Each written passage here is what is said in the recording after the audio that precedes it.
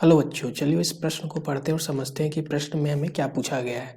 तो हमारा यहाँ पे प्रश्न बोला गया है कि एक बहुविकल्पी प्रश्न पत्र के 2 भाग में से प्रत्येक में 10 प्रश्न है। ठीक है, तो भाग पहला के प्रत्येक प्रश्न के 5 विकल्प हैं जिनमें से केवल एक सही है। भाग 2 के प्रत्येक प्रश्न के 4 विकल्प हैं जिनमें से एक या अधिक विकल्प सही है, तथा इस भाग के प्रत्येक प्रश्न के सही विकल्प चुने जाने पर अंक प्राप्त होता है।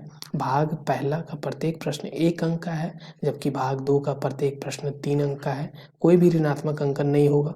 तो अब प्रश्न बोला गया है कि यदि एक विद्यार्थी अनुमान से केवल 4 प्रश्न चुनता है तो 10 अंक प्राप्त करने की प्रायिकता होगी। इन 4 विकल्पों में से कौन सा विकल्प होगा? इस प्रश्न के लिए हल यानी उत्तर ये हमसे पूछा गया है। चलिए इस प्रश्न को हल करने के लिए सबसे पहले हम क्या करते हैं, इसके मुख्य अवधारणा को देखते हैं। ठीक है, तो मुख्य अवधारणा, देखो मुख्य अवधारणा में सबसे पहले हम क्या करेंगे, तो हमें बोला गया है प्रायिकता।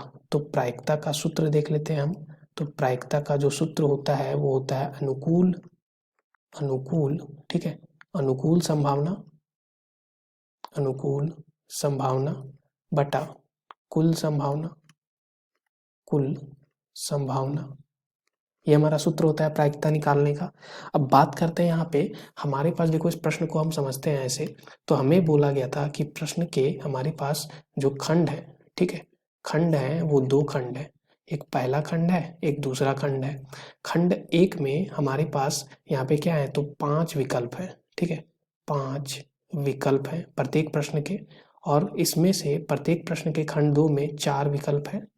ठीक है, अब बात करें खंड पहला में हमारे पास कितने प्रश्न थे, तो 10 प्रश्न थे, और खंड 2 में भी 10 प्रश्न थे, 10 क्वेश्चन। ठीक है, अब देखो 5 विकल्प में से हमें बोला गया था कि एक विकल्प सही है। ठीक है, एक विकल्प जो है वो सही है, और इसमें बोला गया था कि एक सही हो सकता है, या 2 या 3 या 4 सही हो सकता है। ठीक है, तो ये हमें बोला गया है। अब अगर बात करें हम यहाँ पे, तो 2 खंड हैं और दोनों में 10 प्रश्न हैं।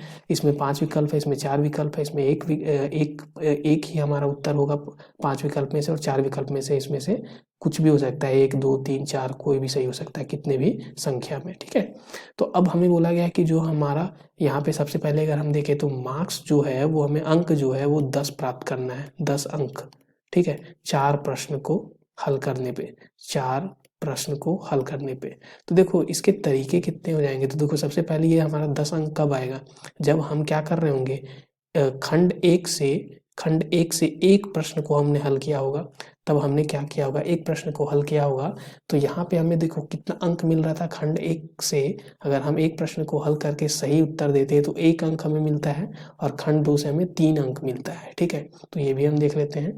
इससे हमें क्या मिलता था, 1 अंक मिलता था, और इससे हमें क्या मिलता था, तो इससे हमें मिलता था 3 अंक। तो हम यहाँ से देखें तो 10 अंक हमारा कैसे मिलेगा, तो खंड 1 से एक प्रश्न को हम हल करते हैं, और खंड जो दूसरा है उससे हम 3 प्रश्न को हल करते हैं। ठीक है, तो 3 यानी कि एक यहाँ पे क्वेश्चन और यहाँ पे 3 प्रश्न को। ठीक है, तो अब बात करें अगर एक प्रश्न को हल करते हैं तो यहाँ पे 1 अंक मिलेगा हमारा, और 3 प्रश्न को यहाँ पे हल करें तो 3 गुना 3 यानी कि बराबर यहाँ पे 9 अंक मिल जाएगा। ठीक है, तो 9 अंक और 1 अंक हमारा मिल गया। तो अब यहाँ से हमारा 10 अंक आ गया 4 प्रश्न हल करने के बाद। ठीक है, 10 अंक आ गया। अब देखो इस तरह से हम इस प्रश्न को हल करेंगे, यानी कि 1 अंक हमें यहाँ से लाना है खंड 1 से, और खंड बी से हमारा दूसरा से 9 अंक लाना है। तो प्रायिकता बराबर देख लें हम कि प्रायिकता हमारा क्या बन जाएगा। ठीक है, तो प्रायिकता हमारा क्या हो जाएगा, देखो हमारे पास सबसे पहले खंड 1 से हमारा एक प्रश्न को सही हमारा हल करना है। ठीक है, सही उत्तर देना है, जिससे 1 अंक हमें लेना है। तो हमारे पास 1 अंक चाहिए, यानी कि एक प्रश्न को हल करना है, और उसके पास 5 विकल्प है। ठीक है, प्रत्येक प्रश्न के पास, जिसमें से एक विकल्प सही है।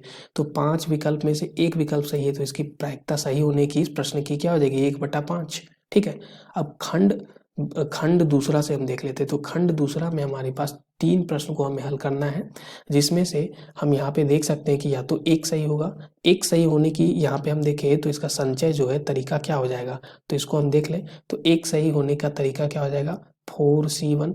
2 सही होने का तरीका क्या हो जाएगा, या तो या का मतलब क्या होता है, या का मतलब प्लस होता है, तो या का मतलब यहाँ पे हम प्लस बोल देते हैं। ठीक है, तो ये हमारा क्या हो जाएगा, प्लस अब 2 सही होने का 4C2, 3 सही होने का 4C3, इसी तरह से 4 में से 4 सही हो जाए तो 4C4।